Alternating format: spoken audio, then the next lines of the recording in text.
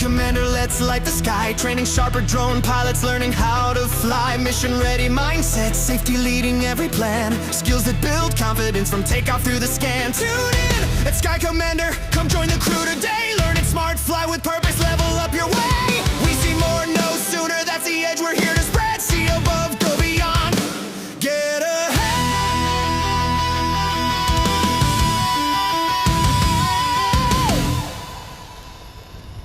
Okay, let's get started. Picture this. You've just finished like a grueling 90-minute drone inspection out in the field. Oh, yeah. We've all been there. Right.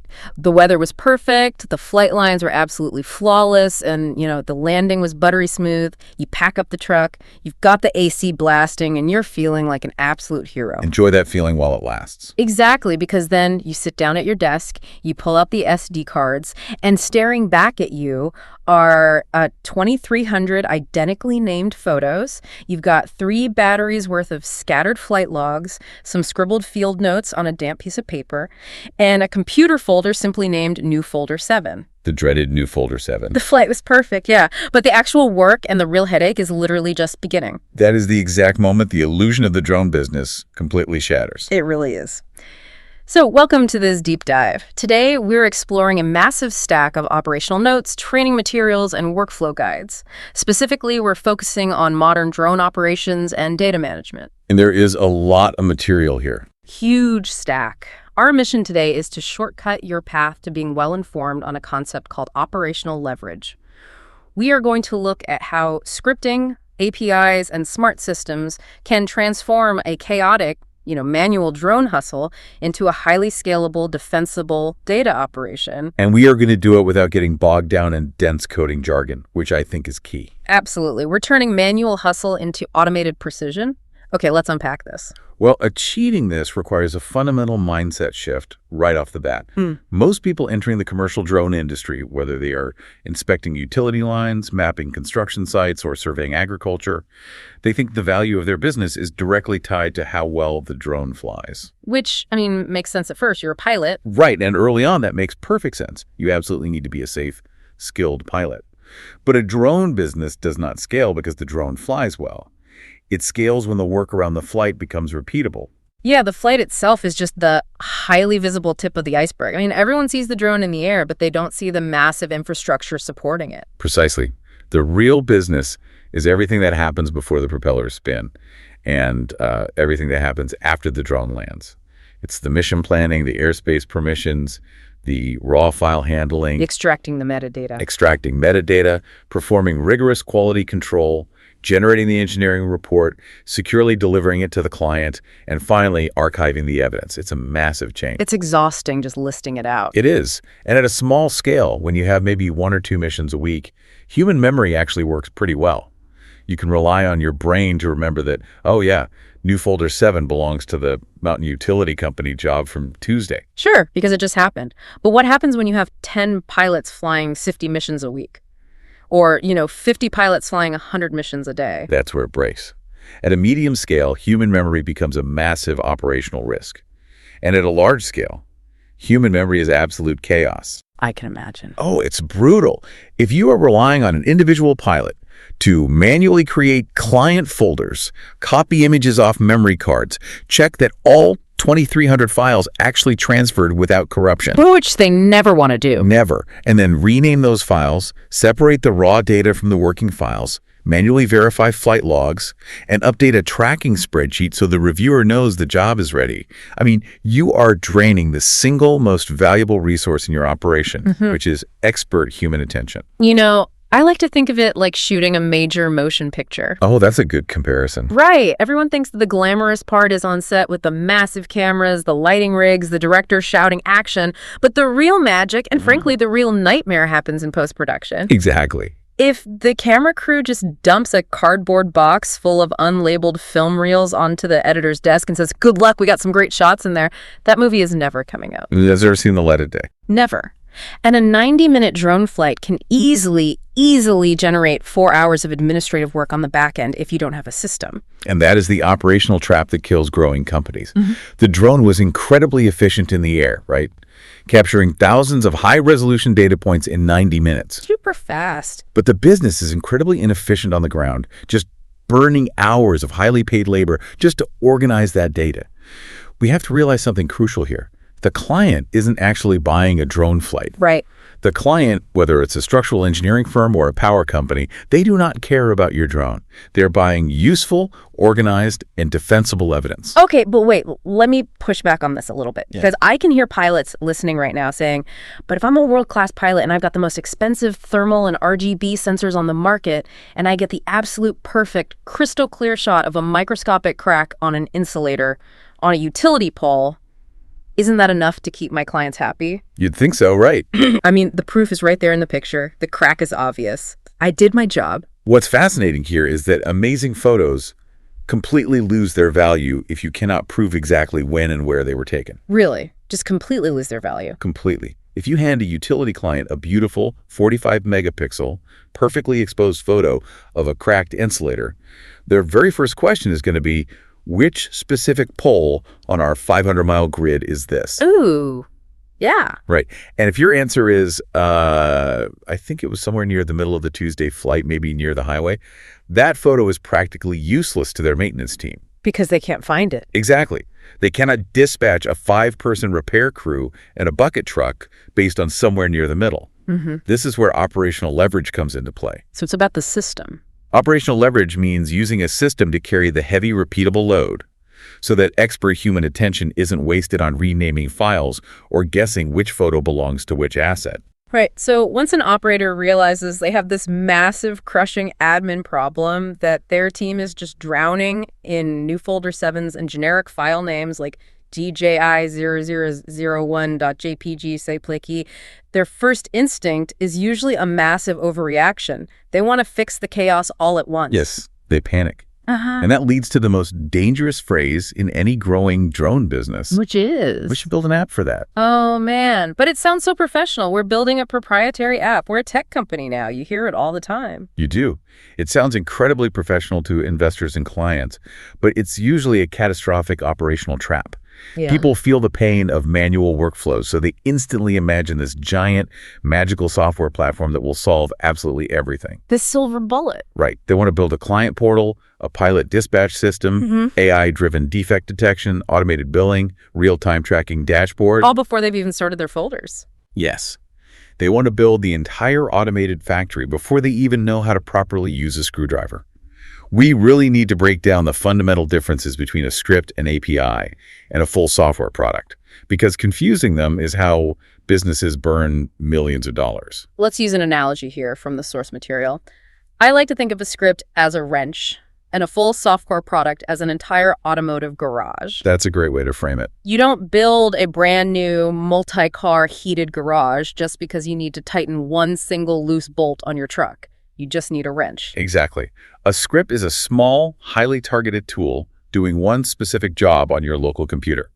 For example, a script is a piece of code that looks at a folder of 2,000 photos, extracts the hidden timestamp and GPS data from inside each photo, and renames them from DJI0001 to something incredibly useful. Like giving it the mission ID and the date. Right. The mission ID, the specific pole number, the exact date. It's narrow. It's highly practical. An API, which we'll get deeply into in a moment, is a bridge that lets two completely different systems talk to each other over the internet. But the full software product. That involves secure login screens, user permission hierarchies, massive cloud databases, mobile user interfaces, cybersecurity protocols, endless bug fixes, and server maintenance. That sounds incredibly expensive. It takes months, sometimes years, to build properly, and it is incredibly expensive to maintain. But everyone wants the fancy AI defect detection system right out of the gate. I mean, if I'm trying to impress a big enterprise client, why should I spend my development time writing a boring script to just build empty folders and rename files? That doesn't sound like the future, you know? If we connect this to the bigger picture, Building a giant app before you truly understand and master your manual workflow leads to a massive disaster we call fast wrongness. Fast wrongness. That is such a vivid term. I love that. It's exactly what it sounds like. If your manual process is messy, if your folders are disorganized, if your files are constantly misnamed, if your metadata is frequently missing because someone exported a file wrong. Which happens all the time. Constantly. Putting expensive, highly advanced software on top of that just makes it a prettier, faster mess. Wow. Let's look at your AI defect detection example. If you feed a highly advanced machine learning model a disorganized folder where images aren't correctly tied to their specific physical assets, the AI might actually do its job perfectly. It finds the crack. It will confidently and efficiently find every single crack, but it will assign those severe defects to the completely wrong utility poles. Oh, that's a nightmare. It will generate a beautiful, polished PDS report telling your client to replace a perfectly healthy pole while the actually broken pole goes ignored. That is fast wrongness.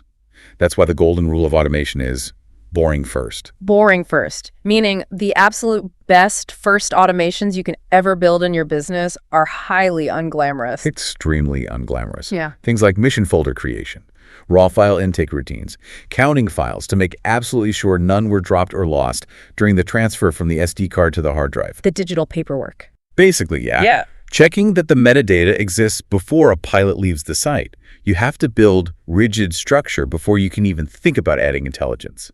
Intelligence without structure is just rapid chaos. Okay, so to build this structure, we need to decode the actual digital tools that make it happen. We need to understand what we'll call the digital ground crew. And we are going to do this in plain English. Absolutely. No computer science degree required, but we are going to look under the hood. Here's where it gets really interesting. Let's clearly define the terms so we have a shared language. We mentioned scripts earlier. Think of a script as a relentless digital checklist that executes a series of tasks. You give it a rigid set of rules. Like, look in this folder. Right. Look in this specific folder. If you find a photo file, read its metadata. Rename it using this exact convention. If you find a flight log file, move it to the secure archive folder. A script doesn't get bored. It doesn't need a coffee break. It doesn't get tired. It doesn't make a typo because it had too much coffee. It does exactly what you tell it to do perfectly, thousands of times a second. That's powerful. And then we step up to APIs, application programming interfaces. That acronym sounds terrifying to a lot of people, but an API is really just a structured exchange of information between two different systems. That's a perfect way to put it. An API is like walking up to a counter at a busy coffee shop. You don't just walk past the cashier, barge through the swinging doors into the kitchen, and start rifling through the refrigerators looking for milk and espresso beans, right? That would be a massive health code violation. And total chaos. Instead, you walk up to the API, the counter, and you make a very specific formatted request. I want one Americano, size large, hot. The system processes that request, and it either hands you the coffee or it gives you a clear error code because your credit card declined or, because the espresso machine is broken. That coffee shop counter analogy perfectly captures the architecture.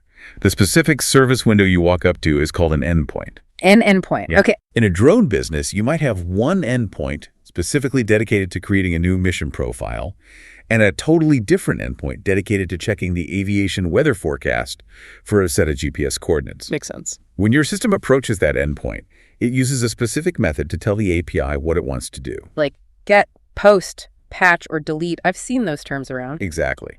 These are the fundamental verbs of the internet. Get means give me information, like asking the weather API to get the current wind speed. Got it. Post means create something entirely new, like telling the project management API to post a new inspection task. Patch means update something that already exists, like telling the system to patch the status of a mission from scheduled to completed. And delete means, well, permanently remove it. Pretty self-explanatory there. Right. Now, when your system makes that request, the API answers with the status code. The most famous one being the 404 not found error that literally everyone has seen on a broken web page. We've all seen the 404. But there are many others that tell you exactly what happened. A 200 series code means success. The data was received and understood. So 200 is good. Yes. A 400 series code means a bad request. This is the equivalent of walking up to the coffee counter and ordering a hamburger. The system is telling you, I don't know what you are asking for. You formatted the request wrong. That's a great way to visualize it. And 404 means the system understands your request, but the specific item you're looking for simply doesn't exist. A truly professional drone workflow doesn't just ignore these status codes. It is programmed to read them and take intelligent action based on them. So it reacts. Right. If the weather API returns a 404, the script shouldn't just crash. It should alert the pilot that weather data is currently unavailable. And when these systems talk to each other over the API, they usually speak a highly structured data language called JSON. JSON. The clean digital form. I like to think of a JSON payload as a perfectly organized, custom-labeled toolbox. Everything has a specific named slot. A text file might just have the words Mountain Utility Company floating around somewhere in a paragraph.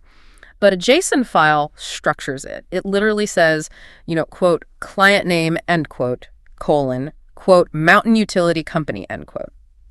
It labels the data so the receiving computer doesn't have to guess what that string of text actually means. That structure is vital because computers are terribly literal. They need that label. Now, how do we know when a process is actually finished? Okay, yeah, good question. Let's say you upload 50 gigabytes of photos to a cloud mapping engine to create a 3D model. That might take 4 hours to process. How does your system know when the map is ready? That brings us to the difference between webhooks and polling. Right. Polling is the digital equivalent of a kid in the backseat of a car on a long road trip, constantly asking, are we there yet? Are we there yet? Are we there yet? Over and over. So your computer is just endlessly hammering the server. Is the map done processing? No. Is the map done processing? No. That sounds incredibly inefficient and honestly exhausting for both your system and the server you are talking to. It is. And many APIs will actually block you if you pull them too aggressively. They'll just shut you out. Makes sense. A webhook, on the other hand, is the elegant solution. A webhook is the system tapping you on the shoulder and saying, hey, you can relax. The map you uploaded 4 hours ago, it just finished processing successfully. Here is the secure link. Oh, that's so much better. It's an automatic, event-driven alert triggered by the completion of a task. Yeah. Your system doesn't have to ask, it just waits to be notified. So why does all this API stuff matter so deeply to a drone operator who just wants to go out and fly? Because it fundamentally prevents the manual copying and pasting that absolutely destroys data integrity. Yes, that is the core issue. If I'm the chief pilot and I have to manually type the client's name into the initial mission planner, and then I type it again to name the master folder, and then I type it again onto the report cover page, and then type it one last time into the accounting software to generate the invoice, You're going to make a mistake. I guarantee you, human nature dictates that I am going to spell Mountain Utility Company 5 different ways. I'll use abbreviations, I'll miss a letter, I'll put a comma where it doesn't belong. It's inevitable. And that reality introduces the concept of the source of truth. This is a foundational principle of data management. The source of truth is the one single official system that owns and governs a specific piece of information. Right. For example, your CRM, your customer relationship management software, is the ultimate source of truth for the client's exact legal name. Your maintenance tracking software is the source of truth for the aircraft's current battery cycle status. Your document control system is the source of truth for which version of a report is the final approved version. So the API connects them so we don't have multiple truths floating around. Exactly. APIs ensure that instead of humans creating duplicate, slightly conflicting records across a dozen different spreadsheets, all secondary systems pull directly from the source of truth. So it's always accurate. Right.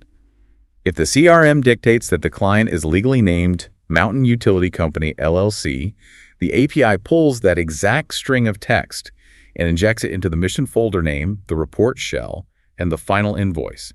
It entirely eliminates duplicate truth, which is operationally dangerous. Because if one spreadsheet says the inspection report is approved and the dashboard says it's still in draft mode, the team wastes an hour of high-value time just sending emails trying to figure out which system is lying to them. Exactly. It's a massive waste of time. Okay, now that we deeply understand our digital ground crew, the scripts doing the heavy lifting locally inside the folders, and the APIs acting as the conveyor belts moving data between systems, we have to establish the absolute cardinal rule of when to use these tools, and perhaps more importantly, when we absolutely must not use them. This brings us to what might be the single most critical lesson in operational design for hazardous or high-stakes industries. And the rule is this: automate friction. Do not automate accountability. Automate friction, not accountability. Let's break down the green, yellow, red model of automation, because this is where the rubber really meets the road for an operator. Green tasks are tasks you should automate early, aggressively, and completely. These are the highly repeatable, rule-based, low-judgment tasks that just drain team energy. Like what? Creating standard folder structures based on a project template, renaming files based on a strict naming convention, running a script to verify that the number of files uploaded from the drone exactly matches the expected number of files logged in the flight controller. So purely mechanical tasks. Yes, these tasks are pure friction. They require zero human judgment. Automate them so your humans can focus on the hard stuff. Then we step up to yellow tasks. This is where you automate with extreme caution or with mandatory human review built into the process. Yes. For example, let's say you write a script to automatically match a specific photo to a specific utility pole based entirely on the GPS coordinates embedded in the image. Seems smart. Or maybe you use an API that flags the upcoming aviation weather forecast as potentially hazardous. Or you deploy an AI model that scans images and highlights a possible crack on a wind turbine blade. Automation is incredibly powerful and useful here, but it can be wrong. Well, the drone's GPS module might have drifted due to solar interference. The weather model might be overly conservative. The AI might think a streak of bird dropping on a fiberglass blade is actually a structural crack. Right. These are classic yellow tasks. The system's job is to prepare the data, sort it, and highlight anomalies. But a qualified human being must review it and make the final determination.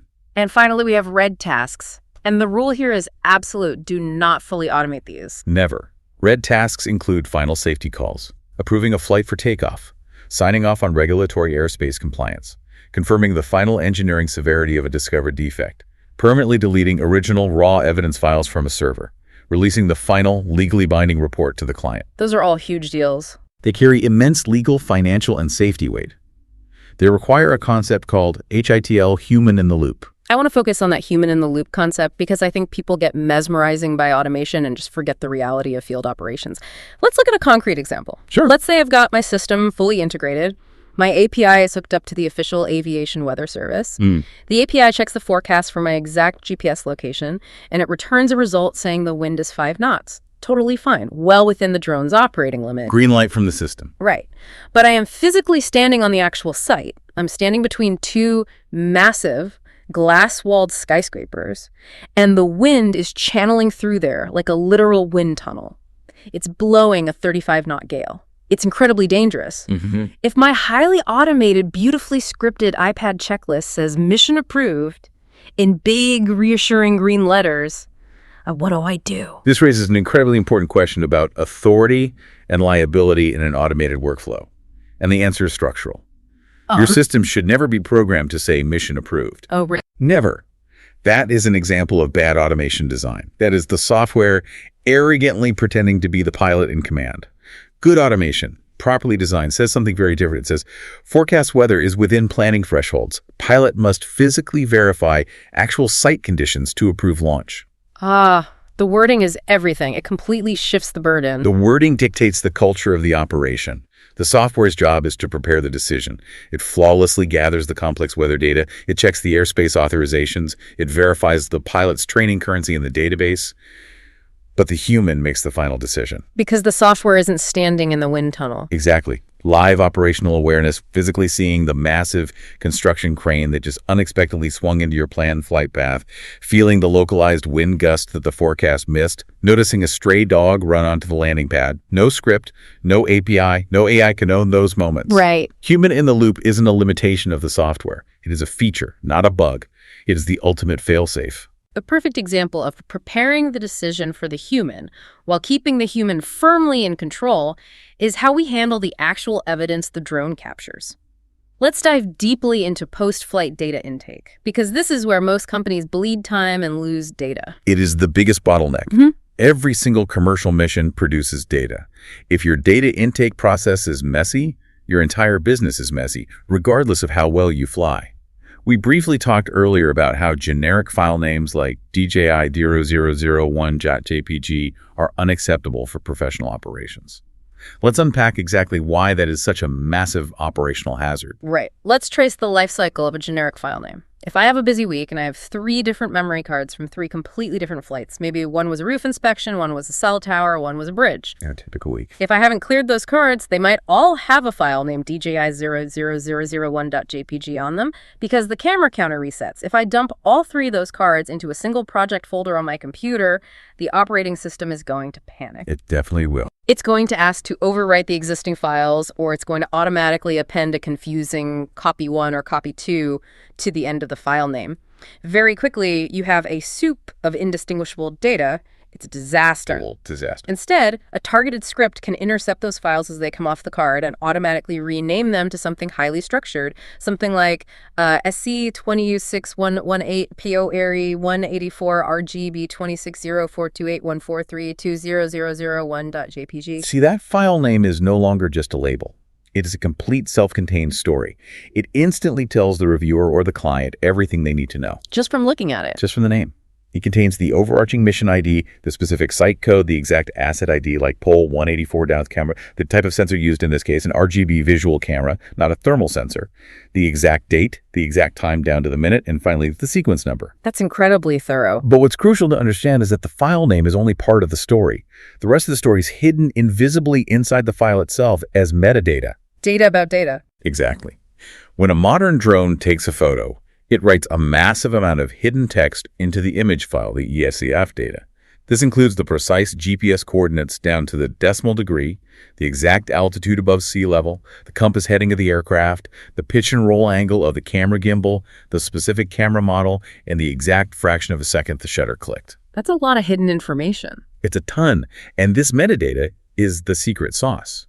It is what transforms a pretty high-resolution picture into actionable engineering data or defensible legal evidence. So if you mess it up, if you overwrite your original files during a sloppy manual editing process, maybe you just open them in a cheap photo viewer to take a look and accidentally hit say pay, you can easily strip out or corrupt that metadata.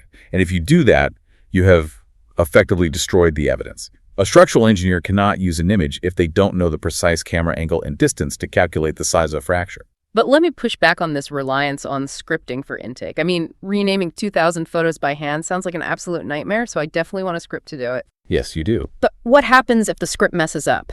What if there's a bug in the code I wrote, or a glitch in the system, and it renames all 2,000 files with the wrong date? Or worse, the script crashes halfway through and corrupts the files. Have we just ruined the entire mission's data in 3 seconds instead of 3 hours? That is a very common fear when people first adopt automation, and it is a completely valid fear, which is exactly why professional enterprise-level operators follow a golden, unbreakable rule of automation. Always, always preserve the raw files. How does that work in practice? If you write an intake script, the very first operation it must execute is to silently copy the raw, untouched files directly from the SD card into a locked, protected raw data storage directory. That directory should be read only for most users. Nobody touches it. Then, and only then, the script creates a completely separate batch of working copies in a different location. Oh, so the script is only ever messing with the disposable copies. Precisely. It performs the complex renaming process on the working copies. It extracts the metadata from the working copies. And crucially, it generates a rename mapping log. What's that? This is just a simple, unglamorous text file that gets saved in the folder. It acts as a Rosetta Stone, literally stating line by line, original file DJI0001.jpg is now named SC202618 Pol 184, working copy. That's brilliant. If the script fails, and scripts will occasionally fail, it must be designed to fail safely. It stops the operation immediately, it flashes a warning to the user, and it leaves the original raw data on the server completely untouched. So there's no actual risk to the data? None. You can always start over, delete the corrupted working copies, fix the script, and try again as long as you have the raw data. Automation must be designed to protect the integrity of the evidence at all costs, not risk it for the sake of speed. Okay, so our intake process is bulletproof. Our files are safely backed up, the working copies are beautifully and informatively named, and the critical metadata is perfectly intact. Now that data needs to actually move through the different departments of the business. Right, it can't just sit there. This brings us back to the sheer power of APIs and integrating the business. We are building the conveyor belt of systems. I love that term. If scripts are the local workers doing the heavy lifting inside a specific folder on your hard drive, APIs are the conveyor belt connecting the different software tools across the internet to create a true unified operating system for your business.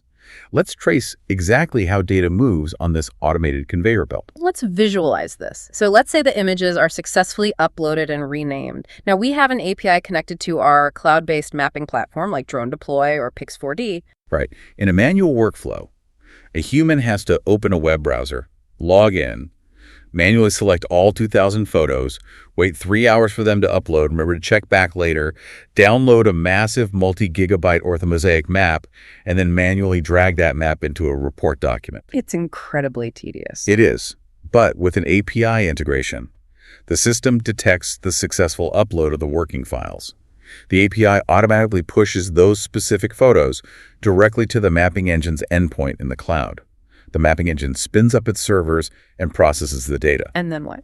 When it is completely finished, it fires a webhook, that digital tap on the shoulder we talked about, notifying your central project management system. The API then automatically pulls the secure URL link to that completed interactive map and drops it directly into the correct field of the draft report shell. That's wild. No human being ever touched a file during that entire processing phase. Exactly. And meanwhile, simultaneously, another API is talking to your cloud storage system, like Google Drive or SharePoint. Doing what? That API is quietly managing permissions, ensuring that the client only ever receives viewing access to the final approved deliverables folder. Yeah. It actively prevents a client from accidentally stumbling into the raw data folder, or worse, the internal drafts folder, where your engineers are debating whether a crack is critical or minor. Oh, you definitely don't want the client seeing that debate. Definitely not. And we have yet another API tied directly into our project management tools. Like Jira or Asana. Exactly. Let's say during that initial intake script, the script checks the metadata and finds that 4 photos out of 2,000 are mysteriously missing their GPS tags. Maybe the drone briefly lost satellite lock. It happens. The system doesn't just halt. The API instantly sends a POST request to your project management software and automatically creates a high-priority task ticket. Review 4 metadata exceptions on Mission 118, and it automatically assigns that task to the designated quality control manager. That is so cool. No one has to remember to send an email. No one has to tap someone on the shoulder. The system inherently routes the work to the right person. And finally, we arrive at the reporting systems. This is the deliverable. The system can auto-generate a comprehensive report shell.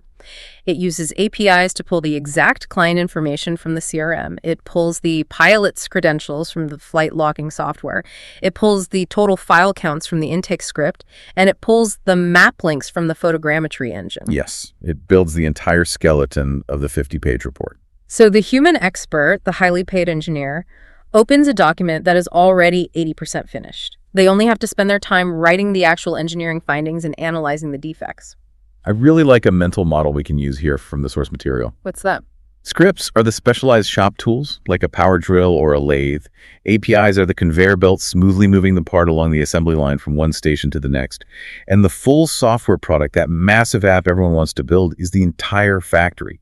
You don't need to build the whole factory on day one. You just need a really good drill and a reliable conveyor belt to start seeing massive efficiency gains. That is a perfect visualization. And as this automated conveyor belt runs, leadership and management have to rely on digital dashboards to see what's actually happening across the company. But we have to be incredibly careful of falling into the trap of what I call cheerful status. Cheerful status? What does that mean? Yes, a dashboard that just looks at the flight logs, sees the drone landed, shows a big bright green check mark, and boldly says, "Mission complete," is cheerful. It makes everyone feel good. Right, the pilot is happy, the boss is happy. But if the quality control on the photos hasn't been done, and the engineering report hasn't been written, and the invoice hasn't been sent, mission complete is a lie. It's a cheerful, dangerous lie. Oh, I see. We need to engineer our systems to provide truthful status. Truthful status is nuanced. It says, flake complete, data intake verified, QC required, report draft pending, client delivery not released. It might not look as clean and pretty as a giant green check mark, but it gives leadership actual granular control over the reality of the operation. And that truthful status is ultimately what protects client trust. I mean, a major utility client doesn't care if you wrote a fancy, elegant Python script to rename files. They don't care about your webhooks. They really don't. They care that when they open your final report, it doesn't accidentally have last month's client name on page 4 because someone did a sloppy manual copy-paste job at 11 p.m. They want to know your operation is tight, secure, and reliable. Exactly. Clients might not understand the APIs, but they absolutely feel the professionalism. They notice when the digital links work flawlessly, when the file naming is rigidly consistent across years of data, and when the operational limitations are clearly and accurately stated. It builds massive trust. But it's great that the system routes our data perfectly and builds beautiful reports, but honestly, none of that matters if the data was collected illegally. Well, absolutely. That's a huge point. If this automated system just rubber stamps a flight near an airport, who goes to jail when the authorities show up?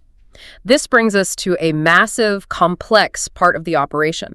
Before you can even capture that data or send that perfectly formatted report, you have to be legally allowed to fly the drone in that specific airspace in the first place. Compliance is everything. And automation's role in regulatory compliance is completely fundamentally different depending on which side of the border you are operating on. Let's look at the regulatory realities, specifically the massive divide between the US and Canada. This is a critical point for anyone building software, workflows, or APIs for drone operations. You cannot just build a generic global software system with a simple text box that says pilot license number. It's not that simple. Not at all. Yeah. The regulatory frameworks, the airspace grids, and the legal liabilities are entirely different, and your systems must be custom tailored to track them accurately based on geography. Let's start by unpacking the United States framework. In the U.S., commercial drone operations generally fall under the FAA's 14 CFR Part 107 regulations. When it comes to automating compliance, the U.S. has a very mature digital system called LAANC, the Low Altitude Authorization and Notification Capability. LAANC. LAANC is essentially a massive national API gateway. It automates the airspace authorization process by allowing pilots to digitally request permission to fly in controlled airspace, like near airports, through FAA-approved UAS service suppliers, or USS. So it's an API for the government. It's an instant digital handshake with the FAA's complex airspace rules. You send your flight polygon, altitude, and time via API, and the system instantly checks it against the facility maps and either approves it or flags it for manual ATC review. And the U.S. also has the relatively new remote ID requirement, which is a huge data tracking component. Yes. As of September 2023, registered commercial aircraft must actively broadcast a digital license plate or remote ID. This broadcasts the drone's serial number, velocity, altitude, and crucially, the location of the pilot's control station. So how does our automated system handle that? Your automated workflow shouldn't just ask a generic question like, is the drone ready? It needs to programmatically verify that the specific physical aircraft assigned to that exact mission has a legally compliant remote ID serial number actively logged and validated in your system. If it doesn't, the system should red flag the flight. Okay, so that's the U.S. heavily reliant on LAANC and Part 107. Now let's cross the border and look at how an automated system has to handle operations in Canada. In Canada, commercial operations fall under Transport Canada's CARS Part 9s. You aren't dealing with Part 107 anymore. You are dealing with a completely different structure of pilot certification.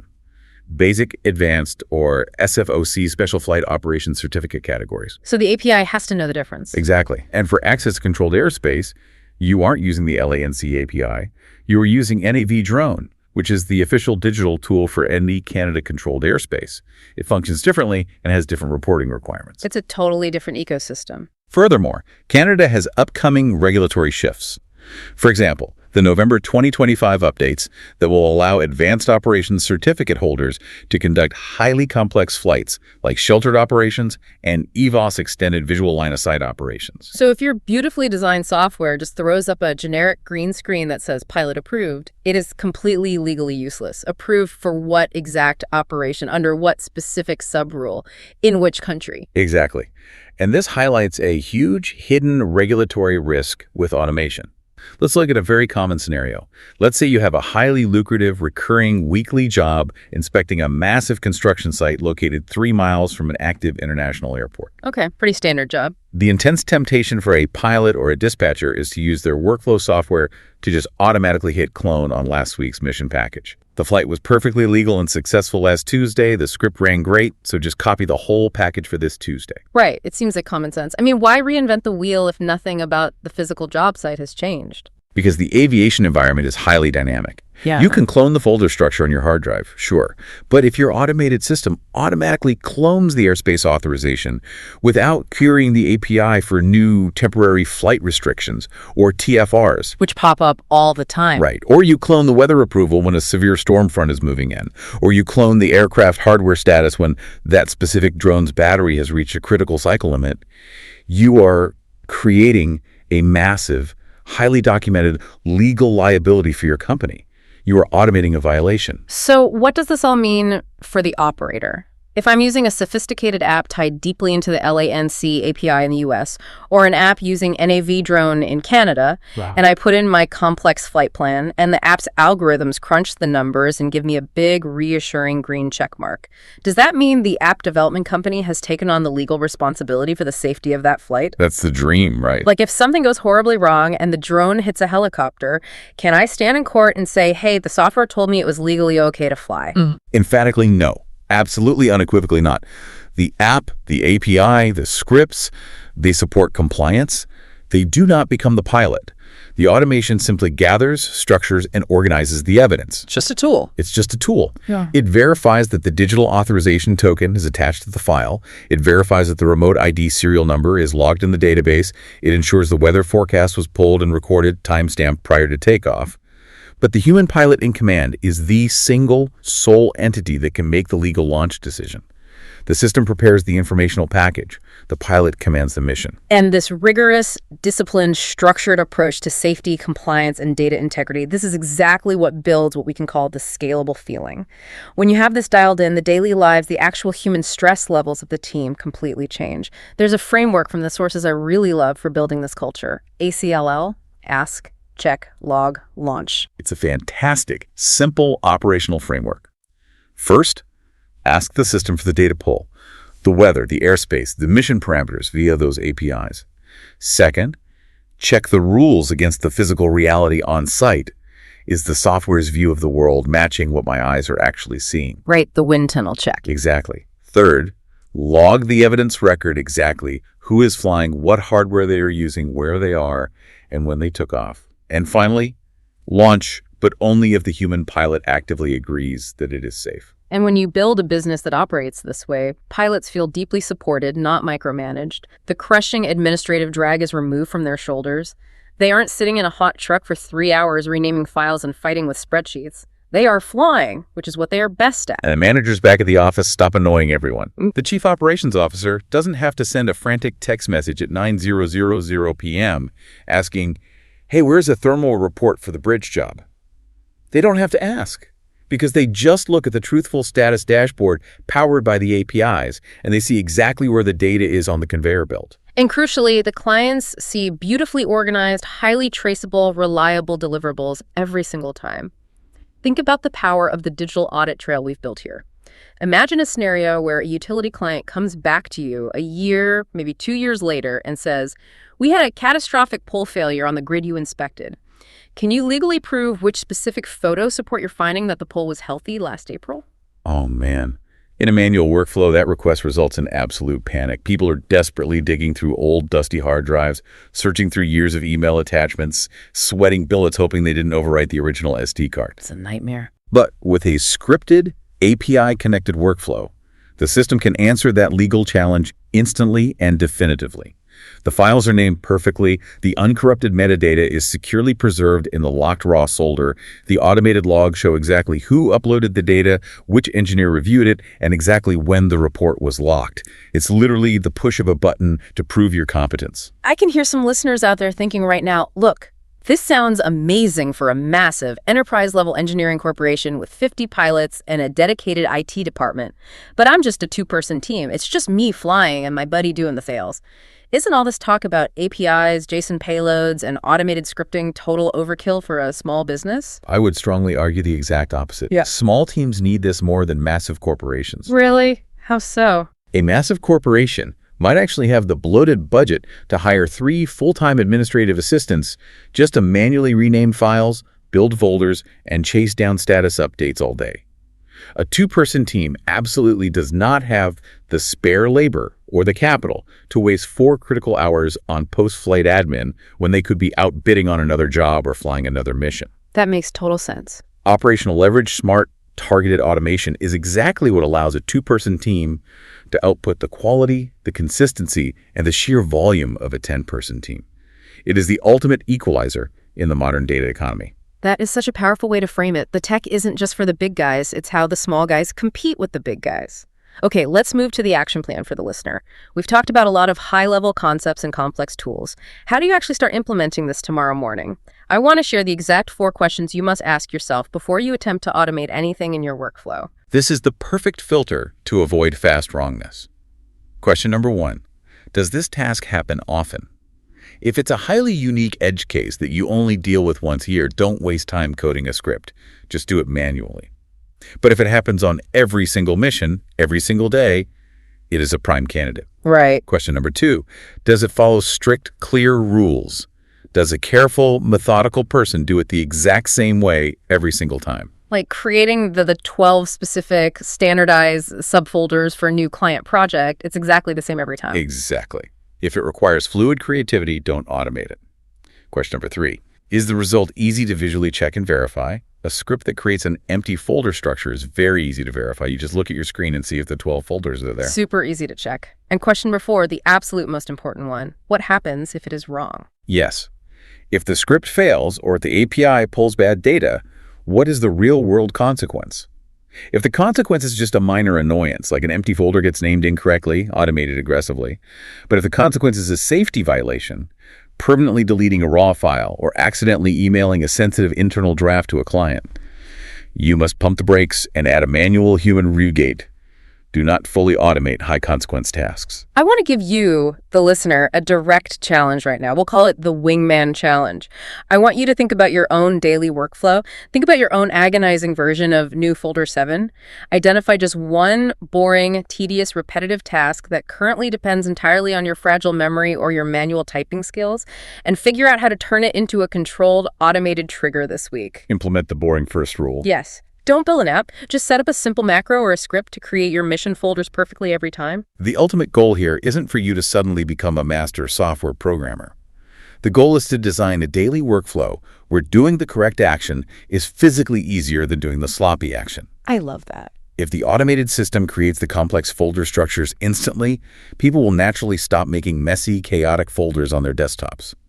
If the system API automatically drafts the report shell with the correct client data, people will naturally stop copying old templates and making embarrassing copy-paste errors.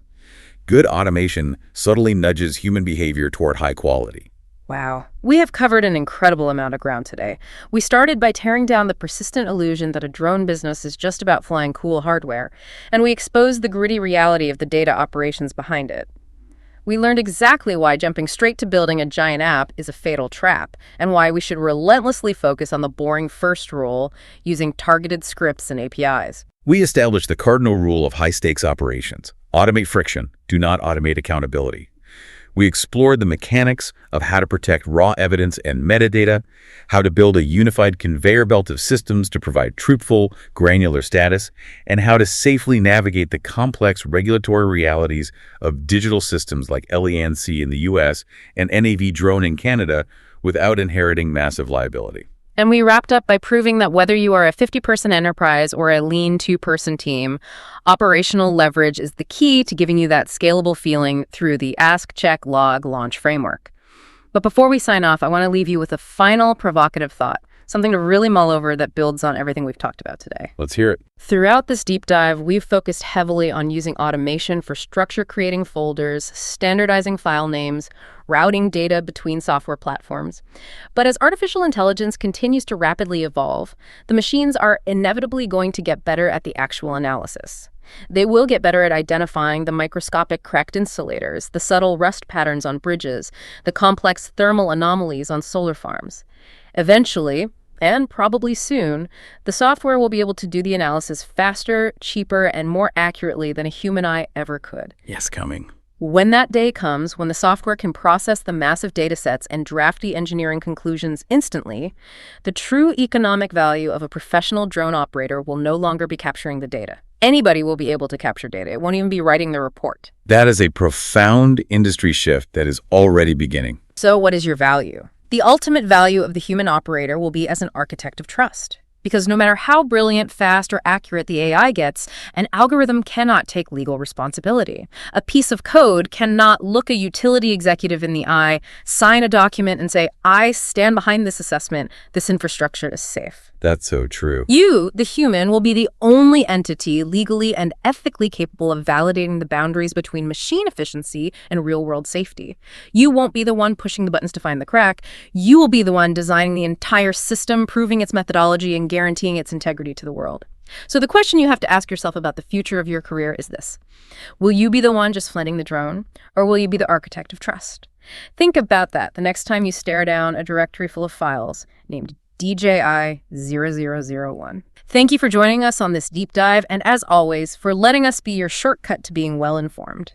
That's a wrap on today's mission, Commander. See above, go beyond, get ahead. For more training, tools, and intel, head to skycommander.ca. If you learned something new, share it, subscribe, and leave us a 5-star debrief.